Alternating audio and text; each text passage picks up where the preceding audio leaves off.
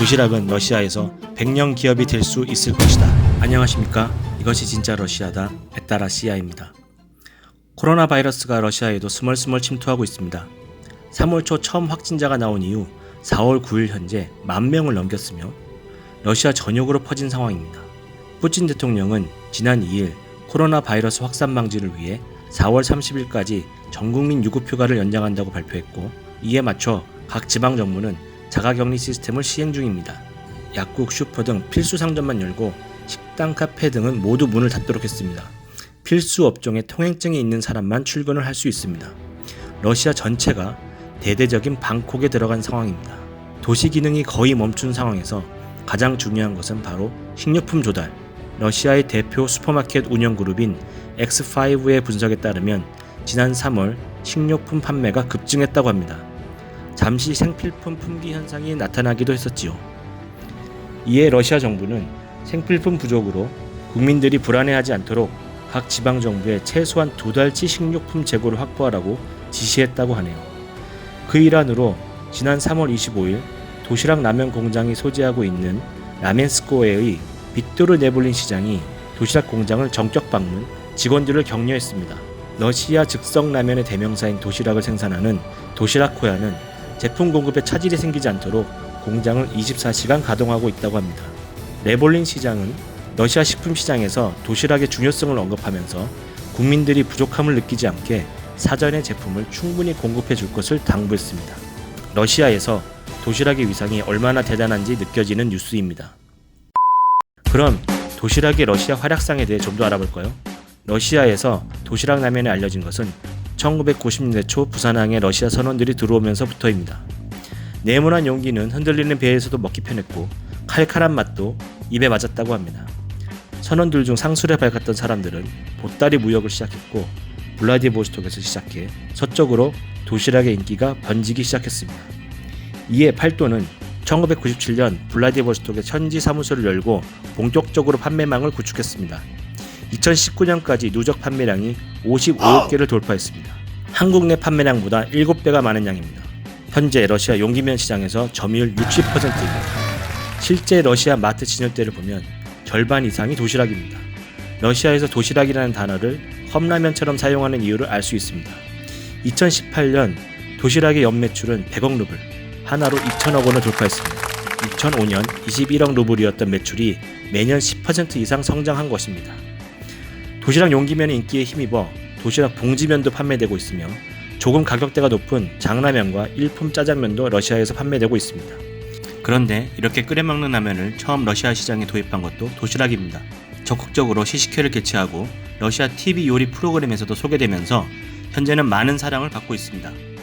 이외에도 러시아 사람들이 좋아하는 감자 퓨레를 인스턴트 식품으로 개발해 대단한 인기를 구가하고 있지요.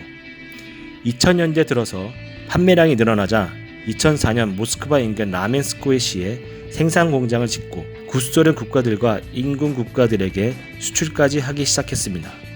2010년에는 랴잔시에 제2공장을 짓고 생산량을 확대했으며, 최근 15억 루블, 약 280억 원을 투자하여 랴잔 공장을 증설할 예정이라는 보도가 있었습니다. 생산 라인을 확충하여 러시아 내 도시락 브랜드 입지를 더욱 강화하겠다는 것입니다.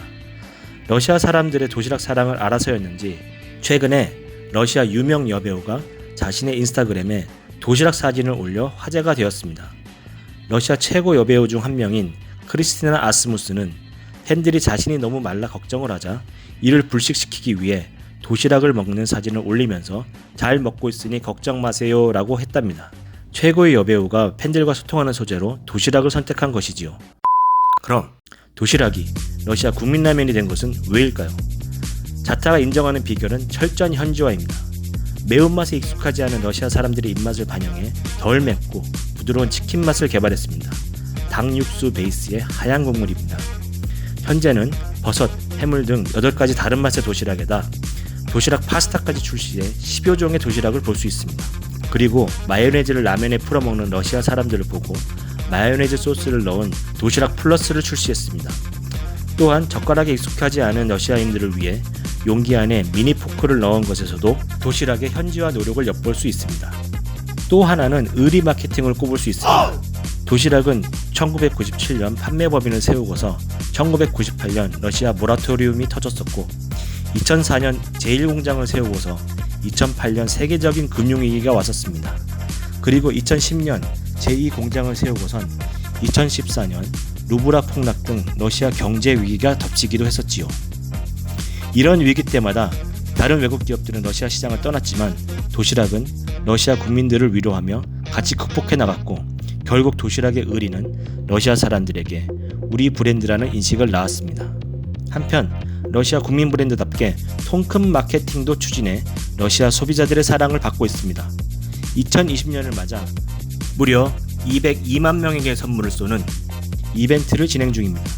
1등 3명에게는 러시아에서 최고 인기 SUV 모델인 현대의 크레타를 선물로 준다고 합니다. 러시아에서 도시락 제품 판매를 총괄하고 있는 도시락 뉴스의 법인장은 이런 말을 한 적이 있습니다. 제품 이미지에 심각한 타격이 생길 만한 일만 없다면 도시락은 러시아에서 100년 기업이 될 수 있을 것이다. 저는 이 말을 들으면서 제품에 대한 자신감, 러시아 시장에서 도시락의 위상을 느낄 수 있어 뿌듯했던 기억이 있습니다.